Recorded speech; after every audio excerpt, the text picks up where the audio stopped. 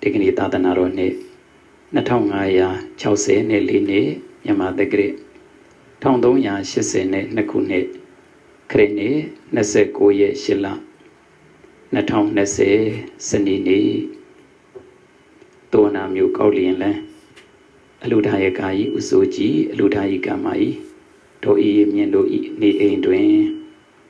Piamushito Tangaro Shandumia A, Pempeyi, Wazo Tengan, Wazo Swen, Saka, Ludan Buzo Jenny, Noakama Ludongwe, the danger, Saka, Ludan Jen. Now Ludayakai Usain way, Ludayikamai, Doi Te Mitasu, Kaulin Langawe, Jom Adwe, Ludongwe, the danger, Saka, Ludan Jenny, Timaleve, Noakama. Jiman Biro, Ludan Tarap Chapare, Dignity, Lucian, Luma Mita Suri,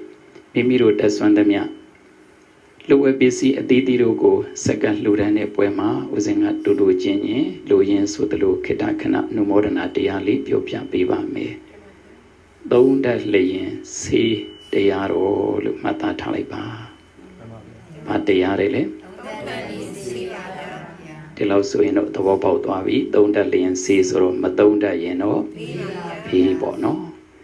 Tiro Yasapiashi, Goromyaji, Hoja Tare, Dodan dea, any option,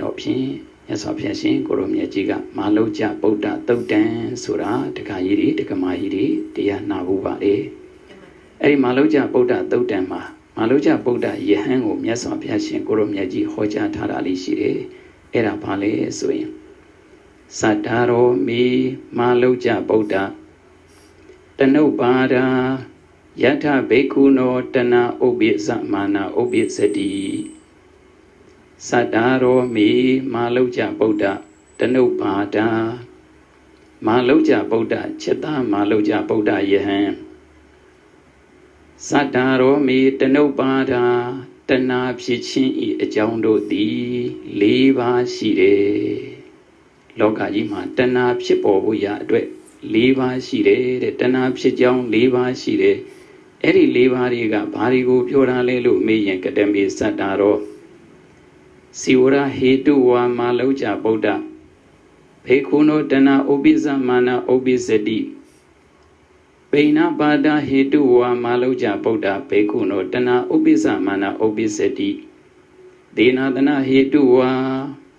Maloja Boda. Pekuno Dana Obiza Mana Obisedi Maloja Boda Dana Pshijonga Limio Shire, Eri Limio Rema, Batama Uzongaro Siwara Hedua Maloja Boda Soro Dengan di Udo a Jong Leve, Dana Pshite Batama Uzong Dana Pshijonga Badurele Dingame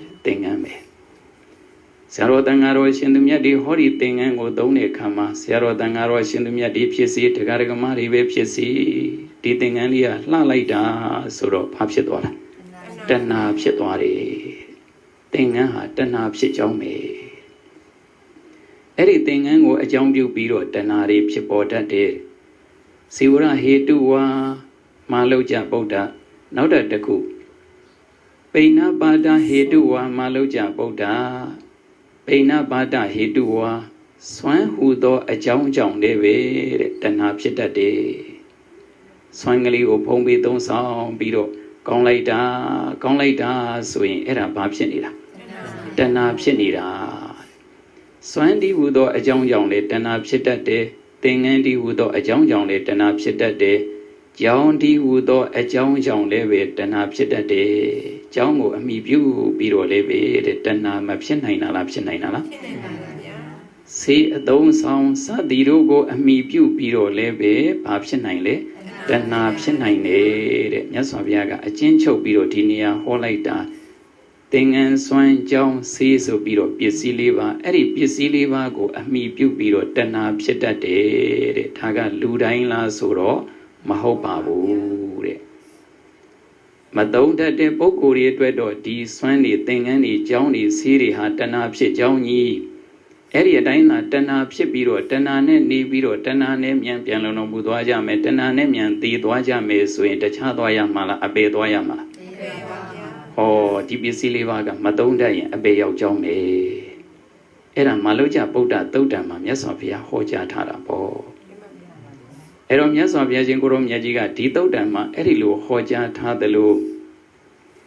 နောက်ထပ်ပုံညာဘိတန္တသုတ်တံဆိုပြီးတော့လည်းပဲဟောကြားထားတာလေးရှိတယ်ပင်စီမေဘိက္ခုပုံညာဘိတန္တကုသလဘိတန္တဒုက္ခသဟာရာ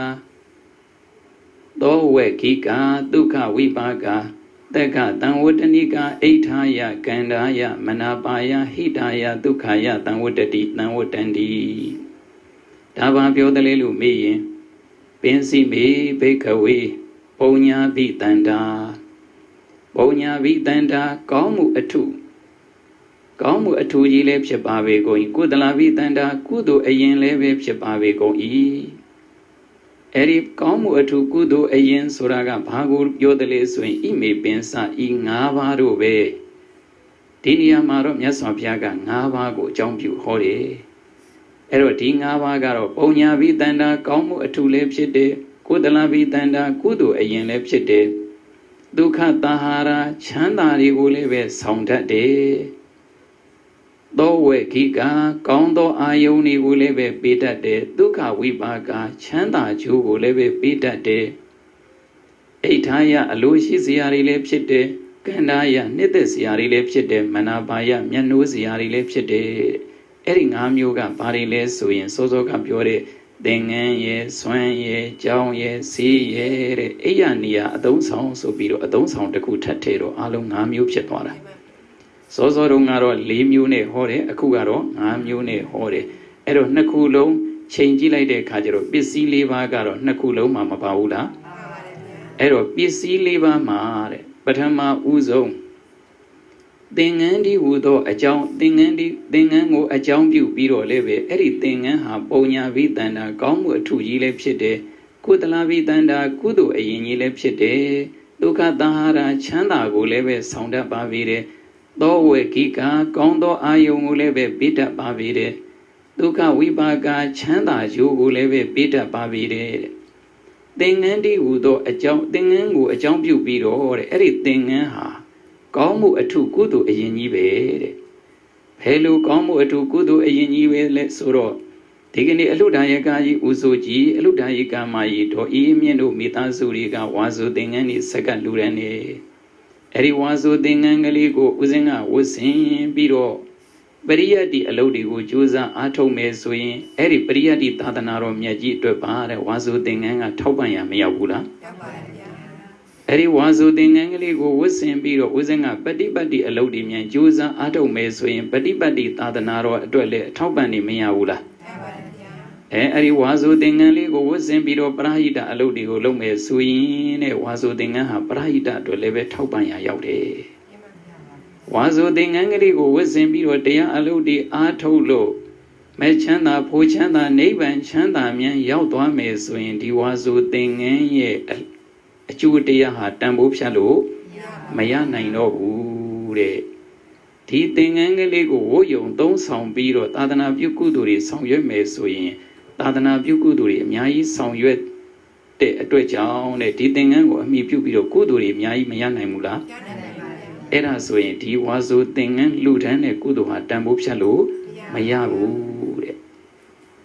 အဲ့ဒီအတိုင်းမဲ့ဒီကနေ့လူရှင်လူမမိသားစုတွေကဝါဆိုဆွမ်းကလေးစက္ကလူဒန်းတယ်အဲ့ဒီဝါဆိုဆွမ်းကလေးကိုဖုံးပြီးသုံးဆောင်ပြီးတော့ဦးဇင်းကပရိယတ္တိလုပ်ရင်လည်းပဲပရိယတ္တိအထွတ်ထောက်ပံ့ပฏิပတ်ကြိုးစားရင်လည်းပฏิပတ်အတွက်ထောက်ပံ့ပရဟိတတွေလုပ်ရင်လည်းပဲပရဟိတအတွက်ထောက်ပံ့အဲ့ဒီဆွမ်းကလေးဖုံးပြီးသုံးဆောင်ပြီးတော့တရားအားထုတ်လို့တရားဓုတရားမြတ်တွေရသွားမယ်ဆိုရင်ဆွမ်းအလူရှင်တွေမှာကျေးဇူးမကင်းဘူးတဲ့ဒီဆွမ်းအလူရှင်တွေကြောင့်တရားရတာလို့ပြောရမှာတဲ့အဲ့ဒါဆိုရင်ဆွမ်းလူတိုင်းရတာဟာတန်ဖိုးဖြတ်လို့ရပါမလားမရဘူးတဲ့ဒါကြောင့်ဆွမ်းအလူဟာလည်းပဲပုံညာဘိတန္တာကောင်းမှုအထူးကြီးဖြစ်တဲ့ကုသလဘိတန္တာကုသိုလ်အရင်ကြီးဖြစ်တဲ့ဒုက္ခသဟာရချမ်းသာကိုလည်းဆောင်တတ်တဲ့ဒုက္ခဝိပါကချမ်းသာကျိုးကိုလည်းပေးတတ်တယ်တဲ့ဒီစွမ်းသင်္ကန်းကြောင့်စေပစ္စည်းလေးပါးတွေအားလုံးပြန်ပြီးတော့ကြည့်မယ်ဆိုရင်အဲ့ဒီပစ္စည်းလေးပါးတွေကသုံးတတ်တဲ့ပုဂ္ဂိုလ်တွေအတွက်တော့တန်ဖိုးဖြတ်လို့မရဘူးမသုံးတတ်တဲ့ပုဂ္ဂိုလ်တွေအတွက်ကျတော့စောစောကပြောခဲ့တဲ့အားလုံးကတဏှာဖြစ်တယ် စွမ်းကလည်းမသုံးဆောင်တတ်ရင်ဘာဖြစ်တယ်တဏှာဖြစ်တယ်ဟောစွမ်းကလေးသဘောကျတော့လောဘတဏှာသဘောမကျတော့ဒေါသဟောစွမ်းကလေးကိုအမတ်တမဲ့သုံးဆောင်လိုက်လို့ရှိရင်မောဟဆိုတော့စွမ်းကိုမှီပြုပြီးတော့ကိလေသာတွေပွားတာပေါ့အဲ့ဒီစွမ်းကလေးသုံးဆောင်တတ်ရင်တော့စွမ်းကိုအမှီပြုပြီးတော့ကုသိုလ်တွေမပွားဘူးလားအဲ့တော့ချုပ်ပြောရရင်ပစ္စည်း၄ပါးဟာမသုံးတတ်တဲ့လူအတွက်တော့ဖေးသုံးတတ်တဲ့လူအတွက်တော့ဆေးပဲတဲ့အဲ့တော့စွမ်းသင်္ကန်းကြောင်းဆေးပစ္စည်း၄ပါးဆိုတာတကယ်ကတော့တရားဓမ္မတွေအနေနဲ့ပြောမယ်ဆိုလို့ရှိရင်လည်းပဲစာဝတ်နေရေးပေါ့တရားဓမ္မတွေမှလည်းပဲကိုယ်မှရှိနေတဲ့အသုံးအဆောင်ပစ္စည်းတွေမရှိဘူးလားအဲ့ဒီအသုံးဆောင်ပစ္စည်းတွေကမသုံးတတ်တဲ့လူအတွက်တော့ဖေးပဲသုံးတတ်တဲ့လူအတွက်တော့ဆေးပဲဒီနေ့ခေတ်မှာဦးဇင်းများအခုခေတ်ကလည်းတဖြည်းဖြည်းတိုးတက်လာတဲ့ခါကျတော့အခုဒီအင်တာနက်ကြီးကိုအကြောင်းပြုပြီးတော့လောကလူသားတွေပျက်စီးကြတာတွေလည်းမများဘူးလားများပါတယ်ပျက်စီးလိုက်တာလည်းပဲမနေဘူးပေါ့ဒါပေမဲ့လို့ဒီအင်တာနက်ကြီးကိုအကြောင်းပြုပြီးတော့ဒီအင်တာနက်မှာပဲအသုံးပြုပြီးတော့ပညာတွေတတ်သွားတာလည်းတပုံကြီးပဲစီးပွားတွေတိုးတက်ချမ်းသာသွားတာတွေလည်းတပုံကြီးပဲအဲ့တော့ဒီအင်တာနက်ကိုသုံးတဲ့အတွက်ကြောင့်အများစုကတော့ဖြင့်ပြောကြမှာပေါ့ဒါတွေကြီးပဲသုံးနေတာပဲဒါတွေကြီးပဲသုံးနေတာပဲလို့ပြောမှဒါပေမဲ့လို့အဲ့ဓာတွေကသုံးတတ်တဲ့လူအတွက်တော့ဆေးပဲမသုံးတတ်တဲ့လူအတွက်တော့ဖေးပဲတဲ့အဲ့တော့ဒါဟာတော်ကောင်းများမိမိတို့တည်တည်ချာချာဆင်ញင်သုံးတတ်ဖို့အရေးကြီးပါတယ်ဝိဇ္ဇများသီရိလင်္ကာနိုင်ငံအိန္ဒိယနိုင်ငံလို့ရောက်သွားတဲ့ခါမှာတက္ကကြီးတွေတက္ကမကြီးတွေကိုဦးဇင်းတို့ဟောဘူးပါတယ်ဦးဇင်းတို့ဒီကနေသွားတဲ့ခါကျတော့စာအုပ်စာတမ်းတွေဘာမှပါမသွားဘူးအဲ့တော့အင်တာနက်တွေသုံးပြီးတော့စာအုပ်စာတမ်းတွေအွန်လိုင်းကပဲရှာရတယ်အဲ့ဒီလိုရှာပြီးတော့ဦးဇင်းတို့ပညာရေးတွေစူးစမ်းခဲ့ကြတာတဲ့ PhD ဘွဲတွေရတယ်တကယ်ကိုအခုလည်းပဲအဲ့ဒီတုန်းကသုံးခဲ့တဲ့စာအုပ်စာတမ်းတွေပဲဦးဇင်းတို့အခုလိုအသုံးပြုနိုင်တယ်အွန်လိုင်းမှာပဲစာအုပ်တွေရှာကိုလိုချင်တဲ့စာအုပ်တွေရှာပြီးတော့ဘွဲတွေရအောင်စူးစမ်းခဲ့ကြရတာအဲ့ဒီတော့online ရဲ့ကျေးဇူးနဲ့ပဲဦးဇင်းတို့ PhD ရတယ်လို့ပြောရင်မမှားပါဘူးအဲ့တော့အဲ့ဒီလိုအကျိုးရှိအောင်အသုံးချတဲ့လူတွေလေလောကကြီးမှာမရှိဘူးလားအဲ့တော့ဒီ online ကြောင့်ပဲဘဝတွေပြတ်သွားတာလေးတွေပဲအများကြီးပါအဲ့ဒီတော့ဘာပဲဖြစ်ဖြစ်မိမိတို့ကအသုံးချတတ်ဖို့တော့မလိုအပ်ဘူးလားအသုံးချတတ်ဖို့တော့လိုအပ်ပါတယ်အဲ့တော့မိမိတို့အသုံးချတတ်တယ်ဆိုလို့ရှိရင်ဒါမိမိတို့မှာဒါရရှိတဲ့ဘဝကလေးကတန်ဖိုးရှိသွားမှာဖြစ်ပါတယ်အဲ့တော့ဒီကနေ့ဘာပဲပြောအလူဒါယကာကြီးဥဆိုကြီးအလူဒါယကာမကြီးဒေါ်ကြီးမြင့်တို့မိသားစုတွေအလူဒါယကာကြီးဥစိန်ဝင်းအလူဒါယကာမဒေါ်ကြီးထေးတို့မိသားစုတွေနဲ့အားလုံးသောဆွေတော်မျိုးတော်တွေဓမ္မမိတ်ဆွေတရားနာပရိသတ်တွေအားလုံးဟာအာသွင်းကျူလေးတိုင်တယ်နော်လူချင်းလူမမိသားစုတွေအားလုံးဟာမိမိတို့တက်ဆွမ်းသမျှ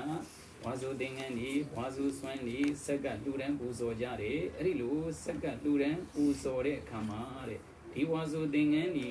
ဝါစုစွမ်းဒီကလည်းပဲမသုံးတတ်တဲ့ပုဂ္ဂိုလ်အတွက်တော့ဖြင့်